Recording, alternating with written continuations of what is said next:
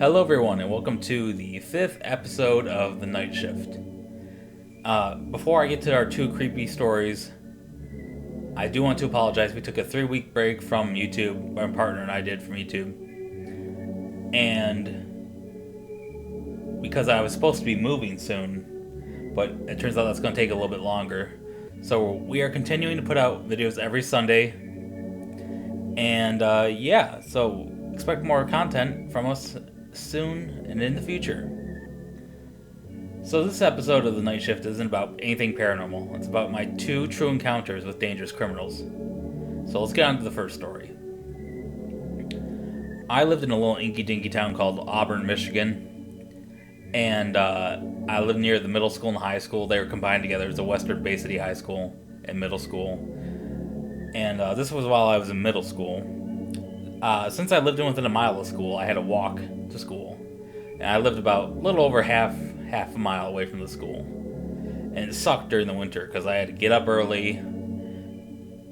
It was cold. I had to walk through the cold. And a lot of the times the people didn't shovel their driveways or their sidewalks either. So I had to walk through knee-deep snow the whole way there. Sometimes I'd just be like, fuck it, and I'd walk in the middle of the road. No one was awake at this time anyways. The roads were dead. And it sucked overall. I didn't even like school. So to get up early in the morning, go through the cold and the snow, to go to somewhere that I absolutely hated, I mean, I was a good student and all that. Except for math class, I fucking sucked at that. But this is getting off topic. So anyways, I was a walker to school. And I would have to leave my house, pass about 10 or 12 houses, hit a gas station. Once I hit that gas station, I would turn left and walk down Midland Street. And then eventually I would get to the high school or middle school. And before I hit the gas station, though, that whole strip during the winter was darkness. There was no street lights out. So the only thing I relied on for light was the moonlight and the gas station lights that shine down the street. I would rely on those as my guiding point to say, oh, that's the direction I'm going. That's what I need to hit. So yeah. And recently, I didn't think anything of it, but 2 of the houses right before I hit the gas station had the cars stolen from them. I didn't think anything of it. So one morning at 5:30 in the morning, I like to get to school early so I could study in the cafeteria alone. I liked being the only one in the building other than the janitor. It was peaceful to me. I could study. I could listen to music on my iPod. So I'd like to be the only one in the building at the time. So that's why I left so early, 5:30. I get there at 6:05-ish, and I would be the first one there. So I'm walking. It's dark. It's like 16 degrees. And it's 5:30 in the fucking morning. I start to pass the 2 houses that had their cars stolen from them. And right as I'm passing the house next to theirs, I see this little orange light. And I remember, I'm in complete darkness. I see this little orange light slowly trickle down, hitting the snow and go out. I'm like, what the fuck is that? And I'm like, oh, it looks like a cigarette ash or a cigarette ember coming down to burn into the snow. So I go, is someone in the tree above me smoking? I'm standing underneath a big tree that arched over the sidewalk. And I look up and I see the silhouette of a man against the moonlight, up in the tree, lighting another cigarette. I'm like, that's creepy. A man at 5:30 in the morning in 16-degree weather, sitting out in a tree, smoking a fucking cigarette. That's weird. I didn't recognize him, and like I said, it was hard to make out facial details because of how dark it was, but when he lit his lighter, I could see some of his face. It was an older man. Like, what's he doing out here? I looked up at him, he looked down at me. I'm like, whatever, and I just kept on walking. I got to school, did my shit at school, came home from school, told my mom about it, and she's like, oh, that's creepy. What house was it? And I tell her which house it was. I told her it was right next to the 2 houses that had their cars stolen from. And she goes, oh, Dorian, that might have been the guy who's been stealing the cars. He might have been scoping out the area, trying to figure out when the best time to steal the next car was. And my stepdad was a cop. He was my stepdad at the time. She divorced him. Never really liked the guy anyway, so whatever. So he told his buddies at work, and they thought that was enough to start an investigation. So basically, I got a ride to school for about a week because they didn't want me to run into that guy again. So that was nice. And then one day I get home from school and I was like, they caught him. I go, what? She goes, they caught him. I go, you talking about the guy in the tree? She goes, yeah. So basically what happened was they had a suspect in mind for the theft of the 2 cars. They went up to him, knocked on his door and said, hey, were you ever at this place at this time on this property? He said no. And they said, oh, okay. Well, can you give us a DNA sample? They swabbed his cheek. He willingly gave a DNA sample, which this guy's a fucking idiot because he got caught because of this.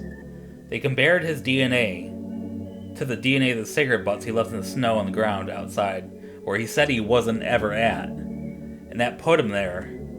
That gave him enough to give him a search warrant, which they searched his property and found one of the stolen cars, and they already sold the other one. So basically, yeah.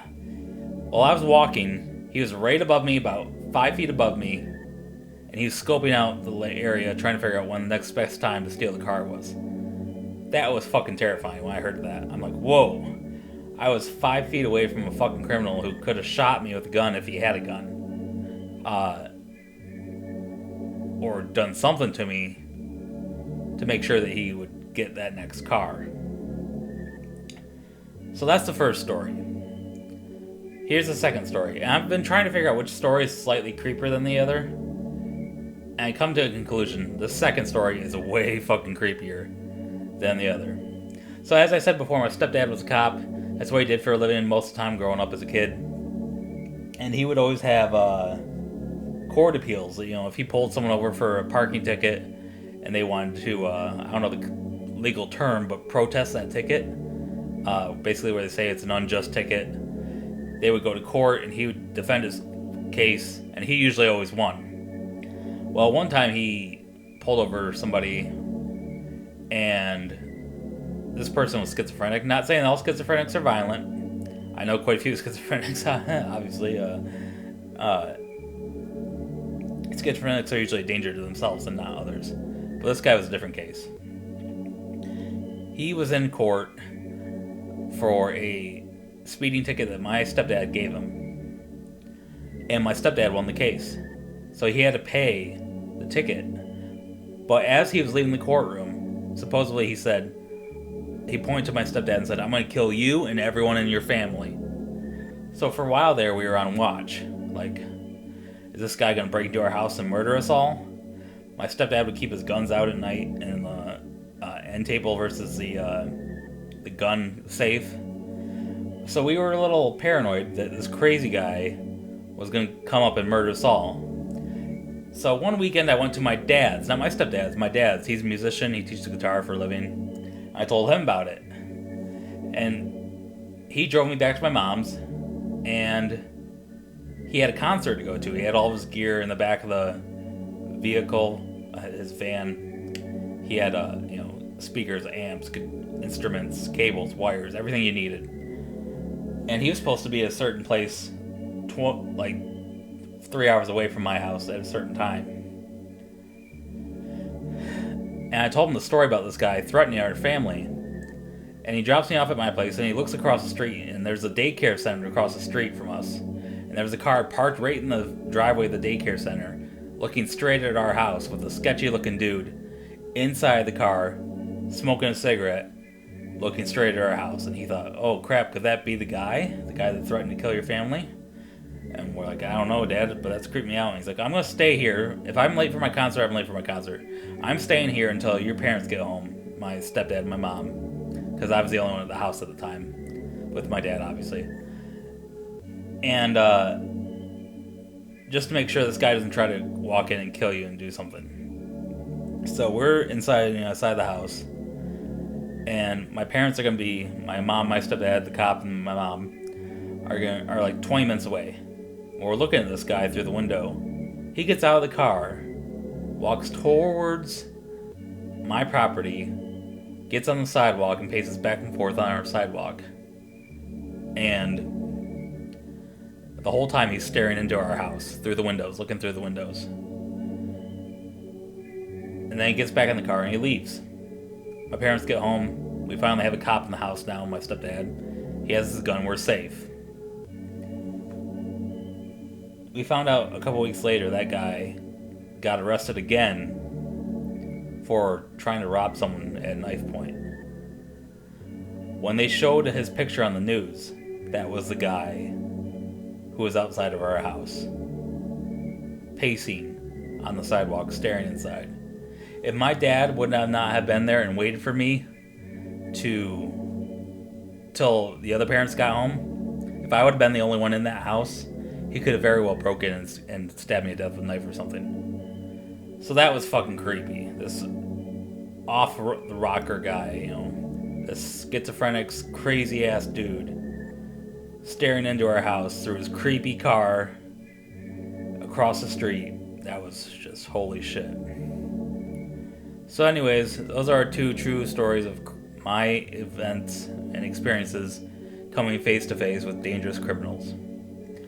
We're going to be filming another Supernatural Skeptics video here soon. I don't know how long it'll be until we do another Urbex video because it's winter out. And it's dangerous to Urbex during the winter, first of all. And it's hard to get anywhere to Urbex during the winter. So yeah. But anyways, you guys, all have a good night. And peace out.